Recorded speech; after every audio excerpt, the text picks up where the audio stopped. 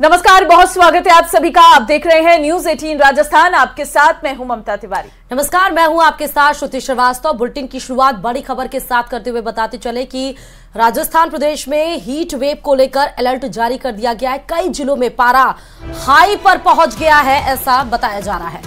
और 7 मई से heat wave चलने के आसार हैं। जानकारी इस वक्त आपको दे दें, जोधपुर बीकानेर संभाग में हीट वेव के आसार हैं। पारे में 2 से 4 डिग्री की बढ़ोतरी होने की भी संभावना है। पारा 43 से 45 डिग्री दर्ज होने की संभावना जताई जा रही है। तो अचानक से मौसम में परिवर्तन हो सकता है और कई जिलों में पारा हाई होने के आसार है। ऐसे में आपको बेहद जरूरी है कि आप खुद को सुरक्षित रखें और दिन भर में अगर हम देखें तो पानी आप पीते रहिए और पेय पदार्थों का इस्तेमाल करिए ताकि आपकी बॉडी हाइड्रेट रहे और आपको इस लू का बिल्कुल भी असर ना हो। पारा 43 से 45 डिग्री पहुंच सकता है। इससे आप अंदाजा लगा सकते हैं कि कितना मौसम में परिवर्तन हो सकता है और गर्मी कितनी बढ़ सकती है। बताते चले कि जोधपुर और बीकानेर में हीट वेव के आसार ज्यादा नजर आएंगे, यानी कि जो सूरज है उसकी तापमान ज्यादा दर्ज की गई है। 43 से 45 डिग्री सेल्सियस बताया जा रहा है टेम्परेचर होने वाला है। हीट वेव में लू की भी चलता है, इस वजह से आपकी तबीयत खराब हो सकती है। इसीलिए पेय पदार्थों पर और ठंडी चीजों पर ज्यादा ध्यान दें। कोटा में बढ़े हुए मत प्रतिशत के से बीजेपी और कांग्रेस दोनों ही दल बेचैन हैं। एक ओर जहां ओम बिरला अपनी हैट्रिक के प्रति पूरी तरह आश्वस्त हैं, तो वहीं दूसरी ओर कांग्रेस प्रत्याशी प्रहलाद गुंजल और कांग्रेस की हार का सूखा खत्म होने का दावा कर रहे हैं। देखिए पूरा रिपोर्ट। किसके सर सजेगा कोटा का ताज?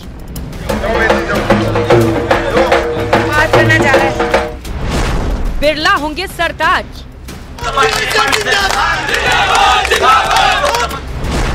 गुंजल पलटेंगे बाजी। एक तरफ सौम्य और शांत चेहरा तो दूसरी ओर मृत प्राय कांग्रेस में जान फूंकने के लिए संघर्ष करता एक नेता।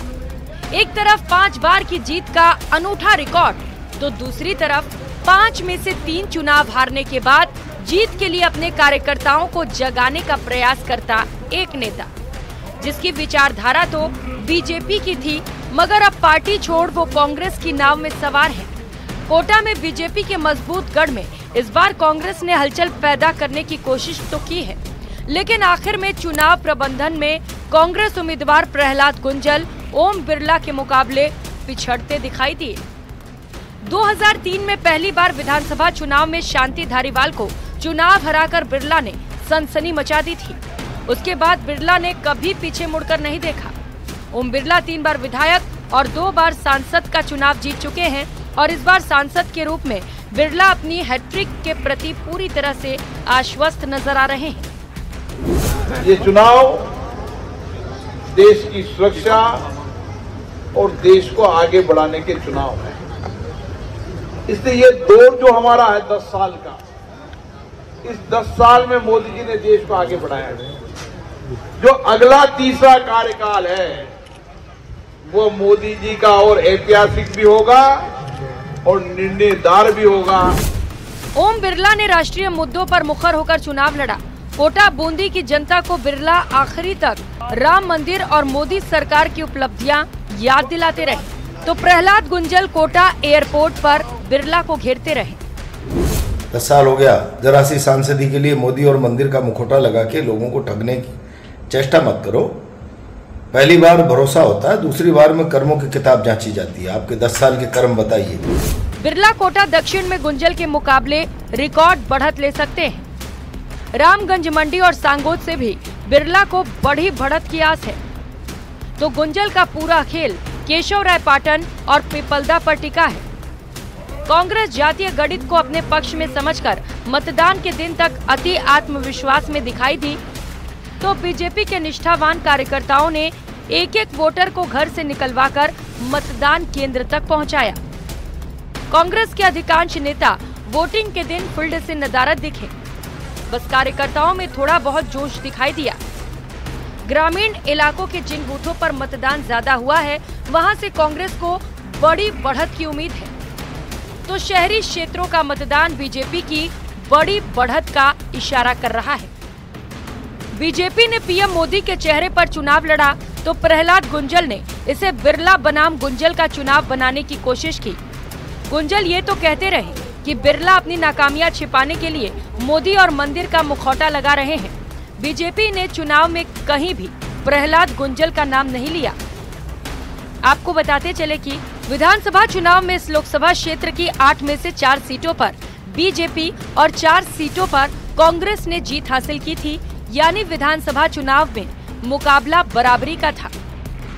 फिलहाल सत्ता विरोधी लहर के दम पर प्रहलाद गुंजल चुनाव जीतने के दावे कर रहे हैं, पर जमीनी हालात तो यही बयां कर रहे हैं कि बिरला एक बार फिर अपने को 21 साबित करने में कामयाब हो गए हैं। गुंजल को कोई चमत्कार ही जिता सकता है। कोटा में बढ़े हुए मतदान प्रतिशत से राजनीतिक पंडित भी हैरान हैं। बीजेपी इसे अपने पक्ष में करार दे रही है तो कांग्रेस भी इससे हतोत्साहित नहीं है। प्रहलाद गुंजल का यही कहना है कि जनता ने बदलाव का मन बनाकर ज्यादा वोट किया है, तो ओम बिरला को यकीन है कि पीएम मोदी की आंधी चली है और राम मंदिर के नाम पर जनता ने बीजेपी को वोट किया है। देखना यही है कि ओम बिरला जीत की हैट्रिक बना पाएंगे या फिर प्रहलाद गुंजल हार की हैट्रिक। इसके लिए 4 जून का इंतजार करना होगा। कैमरा पर्सन दिलीप चेची के साथ बाबूलाल धायल, न्यूज़ 18 जयपुर। और चलिए खबरों में आगे बढ़ते हुए बताते चले कि उत्तर पूर्वी दिल्ली सीट से भाजपा उम्मीदवार मनोज तिवारी के पक्ष में चुनाव प्रचार के दौरान राजस्थान के मुख्यमंत्री भजन लाल शर्मा ने कहा कि मनोज तिवारी जी एक मजबूत कार्यकर्ता है, उन्हें निश्चित रूप से जीत मिलेगी और हम दिल्ली की 7 सीटें जीतेंगे। ये बड़ा बयान जो है सीएम की ओर से दिया गया है। आपको बता दें मुख्यमंत्री भजन लाल अब दिल्ली के चुनावी प्रचार पर हैं, जहां पर उन्होंने कांग्रेस प्रत्याशी मनोज तिवारी के समर्थन में एक जनसभा की और इस दौरान उन्होंने जीत के प्रति वो काफी आश्वस्त नजर आए और उन्होंने कहा कि मनोज तिवारी एक ऐसे कार्यकर्ता है और उन्होंने एक मजबूत कार्यकर्ता है, उन्हें निश्चित रूप से जीत मिलेगी और हम दिल्ली की 7 सीटें जीतेंगे। देखिए, मैं आपसे कहना चाहता हूं कि मनोज तिवारी जी बहुत ही मजबूत, बहुत ही कर्मठ पार्टी के कार्यकर्ता हैं। आपको निश्चित रूप से जीत मिलेगी और हम दिल्ली की 7 की 7 लोकसभा सीट हम जीतेंगे। जिस तरह से मैं कार्यकर्ताओं को उत्साह और उमंग देख रहा हूं, दिल्ली में पूरी तरह से 7 की 7 सीट हम जीतेंगे। देखिए, उन्होंने जिस तरह से भ्रष्टाचार किया है और जिस उम्मीद को लेकर के वो आए थे, जनता को दिया, उस पर पूरा उन्होंने पानी फेर दिया और आज वो जिस तरह से भ्रष्टाचार कर रहे हैं वो दिल्ली की जनता को दिख रहा है। और अब खबर चित्तौड़गढ़ से आपको देंगे। बड़ी खबर है, घर में घुसकर बदमाशों ने लूट की वारदात को अंजाम दिया है। सेती क्षेत्र में रामनगर कच्ची बस्ती की ये पूरी घटना है, जहां पर देर रात वारदात को अंजाम दिया गया है। 8 से 10 हथियारों से लैस बदमाशों ने इस वारदात को अंजाम दिया। सोने की जेवरात और 1.5 लाख से भी अधिक की नकदी बदमाश अपने साथ उड़ा ले गए। घर के बाहर खड़ी 2 कारों में भी तोड़फोड़ बदमाशों के द्वारा की गई है। सदर थाना पुलिस बदमाशों की तलाश में जुट गई है। तो चित्तौड़गढ़ से जानकारी आपको दे रहे हैं, जहां पर बदमाशों ने लूट की वारदात को अंजाम दिया है। आपको जानकारी दे दें कि घर के बाहर 2 कारें खड़ी हुई थी, उन पर भी तोड़फोड़ किया गया है। फिलहाल सदर थाना पुलिस बदमाशों की तलाश में जुटी हुई है। लूट की वारदात को अंजाम देने के फिराक में ये बदमाश घर में घुसे थे और सेती क्षेत्र में रामनगर बस्ती कच्ची बस्ती की ये पूरी घटना बताई जा रही है। फिलहाल पुलिस अब इस पूरे मामले की जांच कर रही है। और अगली खबर भरतपुर से है, जहां पुलिस ने एक फर्जी परीक्षार्थी को नीट की परीक्षा देते हुए हिरासत में ले लिया है। जानकारी के मुताबिक फर्जी परीक्षार्थी करौली का रहने वाला है, जो दौसा के छात्र की जगह परीक्षा दे रहा था। फर्जी परीक्षार्थी को हिरासत में लेने पर उसने बताया कि उसके अन्य साथी परीक्षा केंद्र के बाहर इंतजार कर रहे। पुलिस ने चारों तरफ से घेराबंदी कर सभी को हिरासत में लिया। इस दौरान उन्होंने भागने की भी कोशिश की और एक पुलिसकर्मी के पैर पर गाड़ी को चढ़ा दिया। पुलिस पूरे मामले की अब जांच में जुट गई।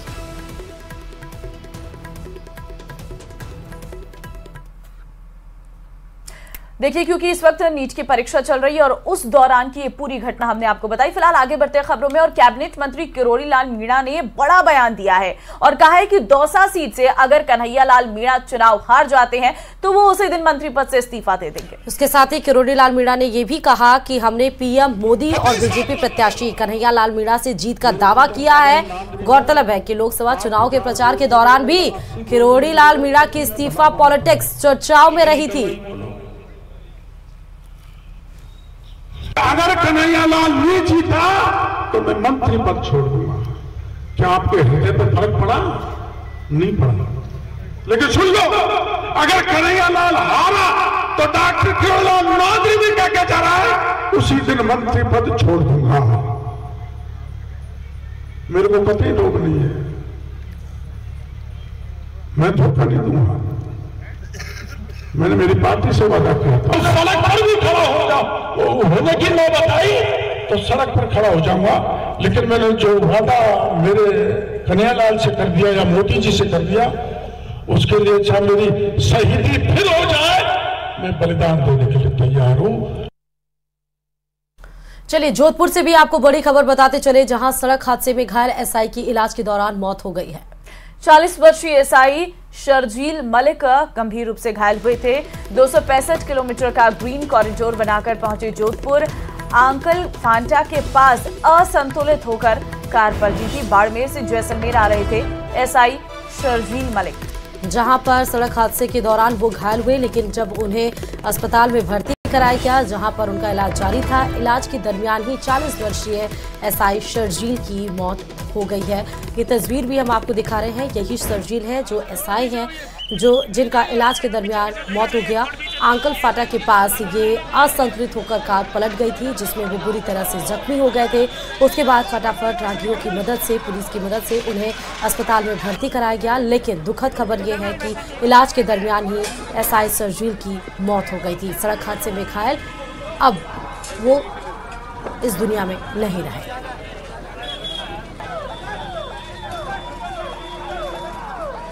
दो 265 किलोमीटर का ग्रीन कॉरिडोर बनाकर जोधपुर पहुंचे थे एसआई शर्जील, लेकिन उस दरमियान ही आंकल फाटा के पास उनकी कार अनियंत्रित हो गई और पलट गई, जिसमें वह बुरी तरह से जख्मी हो गए। इलाज के दरमियान उनकी मौत हो गई। तस्वीर भी आप देख रहे होंगे किस तरह फटाफट उन्हें अस्पताल में भर्ती कराया गया, लेकिन इलाज के दरमियान उनकी मौत। और अब सीकर से खबर है, जहां सीकर के दातारामगढ़ में नीट के एग्जाम के दौरान चाकूबाजी का पूरा मामला सामने आया है। घटना में नीट की परीक्षा देने आया एक छात्र बुरी तरह से घायल हो गया है। घायल छात्र को सीकर रेफर किया गया है, जहां से हालत गंभीर होने पर उसे जयपुर रेफर कर दिया गया है। पुलिस ने चाकू मारने वाले छात्र को परीक्षा के बाद हिरासत में भी ले लिया है। बताया जा रहा है कि आपसी रंजिश के चलते आरोपी छात्र ने दूसरे छात्र पर एग्जाम सेंटर में बैठने से पहले ही हमला कर दिया और हमले के बाद आरोपी एग्जाम देने चला गया। पुलिस ने एग्जाम सेंटर के बाहर और उसके बाद आरोपी छात्र को हिरासत में लिया है, तो छात्र को गंभीर हालत में जयपुर रेफर कर दिया गया। पुलिस ने आरोपी छात्र को हिरासत में भी लिया। एग्जाम सेंटर पर चाकूबाजी का ये पूरा मामला है। सीकर के दातारामगढ़ से ये खबर है। और अनूपगढ़ से बड़ी खबर आपको देंगे, जहां पर राय सिंह नगर के तह बाजार में बीती रात आग लगी है। गैस सिलेंडर में रिसाव से जूस स्टोर में आग की घटना लगी है। जूस स्टोर की पहली मंजिल पर रखे गैस सिलेंडर में आग लग गई। दमकल की कड़ी मशक्कत के बाद आग पर फिलहाल काबू पा लिया गया है। अनूपगढ़ से बड़ी खबर है, जूस स्टोर की पहली मंजिल पर रखे गैस सिलेंडर में आग लगी। राय सिंह नगर के तह बाजार में बीती रात आग की ये खबर आपको बता रहे हैं। दमकल की गाड़ियां मौके पर पहुंची। कड़ी मशक्कत के बाद आग पर काबू पाया गया। जूस स्टोर की पहली मंजिल पर जो गैस सिलेंडर रखा था उससे आग लग गई है। बताते चले कि गैस सिलेंडर में बताया जा रहा है कि रिसाव से जूस स्टोर में आग लगी। फिलहाल पहली मंजिल पर ही ये गैस सिलेंडर रखा था, जिसमें रिसाव हुआ, जिसकी वजह से आग लगी। फिलहाल दमकल की गाड़ियां मौके पर पहुंची, आग पर काबू पाया। और सवाई माधोपुर में नीट की परीक्षा लेने वाले लापरवाह कर्मचारियों की गलती का खामियाजा छात्रों को भुगतना पड़ा है। 1.5 घंटे तक परीक्षा केंद्र के भीतर ही जमकर हंगामा होता रहा। यहां तक कि पुलिसकर्मियों ने निर्दोष छात्रों के साथ मारपीट की और उसके बाद शाम को 6 बजे दोबारा छात्रों को पेपर देना पड़ा। दरअसल परीक्षा केंद्रों पर 5 कक्षा में लापरवाह परीक्षा कार्मिकों ने अंग्रेजी मीडियम के छात्रों को हिंदी और हिंदी वालों को अंग्रेजी मीडियम पेपर थमा दिया। शिकायत पर कर्मचारियों ने उल्टा छात्रों के साथ बदसलूकी की। मामला यही शांत नहीं हुआ। 2 घंटे तक यह कश्मकश लगातार चलती रही। काफी समझाइश के बाद छात्र पेपर देने को तैयार हुए। तो आप ये तस्वीरें भी देख रहे हैं, जहां पर झड़प की तस्वीरें। यहां तक कि छात्रों के साथ ही जो परिजन थे वो भी सेंटर पे हंगामा करते हुए नजर आ रहे थे। क्योंकि कर्मचारियों ने जिनसे गलती हुई, हिंदी को इंग्लिश, इंग्लिश को हिंदी, जो पेपर आवंटित किए गए थे उसमें जब छात्रों ने कंप्लेन की तो कर्मचारियों ने उल्टा छात्रों से ही बहस करने लगे, जिसपे छात्र भड़क गए। काफी समझाइश के बाद मामला शांत हुआ, फिर छात्र पेपर देने के लिए तैयार हो गए। सर हमें अब पेपर नहीं देने दे रहे हैं। एक तो ये OMR ले ली जो हमसे मना की थी कि तुम ये OMR मत भरना, सिर्फ क्वेश्चन पेपर में टिक लगा देना, हमने वो कर दिया। अब फिर हमसे बोला कि तुम लोग तो यहाँ बैठे हो, फिर तुम्हारा पेपर वापस कैसे होगा, तुम बाहर जाके कुछ बोलो। बाहर जाके आए तो OMR से हमारी अटेंडेंस लगा दी उसमें। अब ये तो गलत है ना, अब हमारा पेपर नहीं लगा रहे, ये चीज तो गलत है। हम परीक्षा से वंचित रह गए, वंचित है। हमारा पेपर दो सर, आप ऐसे कैसे रहेंगे? तोड़ दिया, मुझे बहुत बुरी तरह मारा है। विरोध कर रहे हैं, पांच पुलिस वालों ने मुझे मारा है, मेरे चश्मा तोड़ दिया, मेरी हालत देख सकते हो आप क्या हुई। तो वहीं दौसा के नांदरी गांव में गर्भवती महिला के साथ रेप और हत्या की घटना के बाद हुए बवाल और उपद्रव के मामले में रविवार की रात कैबिनेट मंत्री किरोड़ी लाल मीणा नांदरी गांव पहुंचे और इस दौरान गांव में सर्व समाज की एक बड़ी मीटिंग का आयोजन भी किया गया, जिसमें ग्रामीणों ने पूरे घटनाक्रम को लेकर कैबिनेट मंत्री किरोड़ी लाल मीणा को अवगत कराया। इस दौरान लोगों ने गर्भवती महिला के साथ रेप और हत्या के आरोपी को फांसी की सजा देने की मांग रखी। वहीं लोगों ने कैबिनेट मंत्री किरोड़ी लाल मीणा को अवगत भी कराया कि पुलिस उन्हें परेशान कर रही है, जबकि हत्या के आरोपी के घर को जलाने के मामले में गांव के कुछ चिन्हित लोग ही शामिल थे। संपूर्ण गांव पर इस घटनाक्रम में शामिल नहीं बताया जा रहा है, लेकिन पुलिस पूरे गांव को परेशान कर रही है। इसके बाद कैबिनेट मंत्री किरोड़ी लाल मीणा ने ग्रामीणों को भरोसा दिया कि वे गांव में रहें और पुलिस के डर से गांव को नहीं छोड़ें। अप्रिय घटना गांव में घटित हो गई, जिसके कारण गांव में लोग पलायन कर गए, गांव प्राय खाली हो गया।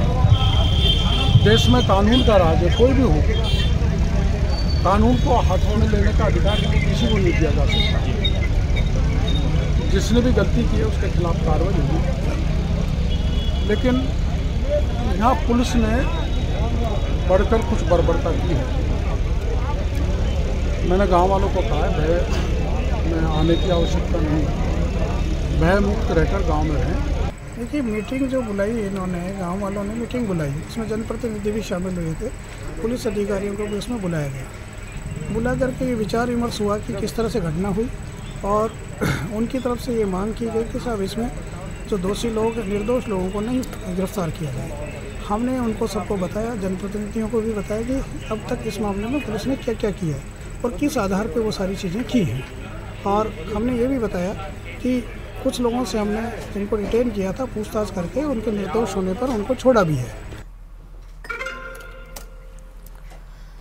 चलिए, इस बीच अनूपगढ़ से बड़ी खबर यह है कि 100 ग्राम हीरोइन सहित 2 सप्लायर गिरफ्तार किए गए हैं। पुलिस को बड़ी सफलता हाथ लगी है। सप्लायर में प्रयुक्त कार भी पुलिस ने जब्त कर ली है और सप्लायर युवकों के खिलाफ NDPS एक्ट में मामला दर्ज किया गया। अवैध नशे के सप्लायर युवक राय सिंह नगर थाना क्षेत्र के रहने वाले हैं। तो फिलहाल जानकारी इस वक्त हम आपको दे रहे हैं। अनूपगढ़ से ये खबर है, जहां पर 100 ग्राम हेरोइन के साथ 2 सप्लायर गिरफ्तार किए गए हैं। ये जानकारी सामने आ रही है। सप्लाई में जो कार का इस्तेमाल किया गया था उसे भी पुलिस ने जब्त कर लिया है। सप्लायर युवकों के खिलाफ NDPS एक्ट के तहत मामला जो है वो दर्ज किया गया है। तो फिलहाल ये जानकारी इस वक्त आपको दे रहे हैं। 2 सप्लायर गिरफ्तार किए गए। अनूपगढ़ से बड़ी खबर आपको दे रहे हैं। सप्लाई में प्रयुक्त कार भी पुलिस ने जब्त की है।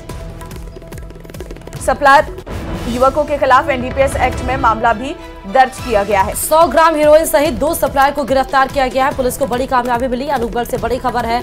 दोनों सप्लायर जो गिरफ्तार किए गए हैं, इनकी तस्वीरें ये हैं जिनको पुलिस ने गिरफ्तार किया। 100 ग्राम हेरोइन के साथ इनको गिरफ्तार किया गया है, जिसकी कीमत भी लगभग लाखों में बताई जा रही है। और साथ ही बताते चले कि सप्लायर युवक राय सिंह नगर थाना क्षेत्र के रहने वाले हैं और पुलिस ने बड़ी कार्रवाई को अंजाम देते हुए इनको अब गिरफ्तार कर लिया है। तो पुलिस जो अवैध गांजा है या फिर इसकी तस्करी है, चुनाव के मद्देनजर इस पर बड़ी कार्रवाई को अंजाम दे रही है। चलिए आगे बढ़ते हैं। दौसा से बड़ी खबर आपको देंगे। ससुराल में दामाद की मौत का यह मामला 24 घंटे बाद भी शव का पोस्टमार्टम नहीं हुआ है। मृतक के परिजनों ने हत्या की धाराओं में मामला दर्ज कराया है। रविवार को समझाइश के बावजूद पोस्टमार्टम नहीं करा सके परिजन। आज फिर नांगल राजा तान थाना पुलिस अब पूरी समझाइश कर रही है। भांडा रेंज से ससुराल कानपुरा आए हैं हरकेश बैरवा की हुई थी मौत और ससुराल पक्ष ने फंदा लगाकर सुसाइड करने की जानकारी दी थी। परिजनों का आरोप है कि हत्या कर शव को फंदे पर लटकाया गया है। नांगल राजावतान थाना पुलिस कर रही है पूरे मामले की जांच। तो ससुराल में दामाद की मौत का ये पूरा मामला है और समय बीत जाने के बाद भी अभी तक जो शव है उसका पोस्टमार्टम नहीं कराया गया है। पुलिस ने लगातार समझाइश की है लेकिन 24 घंटे बाद भी शव का पोस्टमार्टम नहीं हुआ है। दरअसल ससुराल वालों की तरफ से ये कहा गया है कि सुसाइड किया गया है, लेकिन परिवार वालों ने कहा है कि हत्या करके शव को लटकाया गया है। अब इस पूरे मामले की तफ्तीश की जा रही है। पोस्टमार्टम रिपोर्ट के बाद ये स्पष्ट हो जाएगा कि आखिर मौत के पीछे का कारण क्या है, क्या फांसी लगाकर मौत हुई है या फिर हत्या की गई है। लेकिन परिजनों में साफ तौर पर गुस्सा है और अभी तक जो शव का पोस्टमार्टम है वो नहीं कराया गया है। 24 घंटे बीत गए हैं लेकिन उसके बाद भी शव का पोस्टमार्टम नहीं हो पाया है और परिजन लगातार मृतकों के परिजनों ने हत्या की धाराओं में अब मामला भी दर्ज करवा दिया है। चलिए, सीकर से बड़ी खबर यह है कि करंट लगने से बिजली ठेका कर्मी की मौत का मामला निकलकर सामने आया। दरअसल देर रात प्रशासन से वार्ता जो हुई थी वो सफल बताई जा रही थी। धरना समाप्त कर लिया गया था। आर्थिक सहायता और संविदा कर्मी की मांग की गई थी। तो नौकरी की मांग की गई थी और 18 लाख के मुआवजे और संविदा नौकरी के आश्वासन के बाद मानी है और आज होगा ठेका कर्मी राजपाल का अंतिम संस्कार। वार्ता में विधायक राजेंद्र पारेख रहे और कामरेज अमराराम, उप जिला प्रमुख ताराचंद घायल और कांग्रेस जिला अध्यक्ष सुनीता गठाला भी इस दौरान मौजूद रहे। तो करंट लगने से बिजली ठेका कर्मी की मौत का ये पूरा मामला निकलकर सामने आया। आर्थिक सहायता और संविदा नौकरी की मांग जो है इस दौरान की गई थी। सीकर से ये बड़ी जानकारी आपको देने देर रात प्रशासन से वार्ता सफल हुई है और धरना समाप्त हो गया है। तो करंट लगने से बिजली ठेका कर्मी की मौत का ये पूरा मामला निकलकर सामने आया है। आर्थिक सहायता और संविदा नौकरी की मांग की गई थी। 18 लाख के मुआवजे और संविदा नौकरी के आश्वासन के बाद माने हैं और आज ठेका कर्मी राजपाल का अंतिम संस्कार किया जाएगा। देर रात प्रशासन से वार्ता सफल हुई है और इस दौरान धरना भी समाप्त कर लिया गया है। आर्थिक सहायता और संविदा नौकरी की मांग की गई थी। चलिए, तमाम खबरों के साथ सुप्रभात राजस्थान में फिलहाल अभी के लिए इतना है। हम दोनों को इजाजत दीजिए और आप देखते रहिए न्यूज़ 18 राजस्थान। नमस्कार।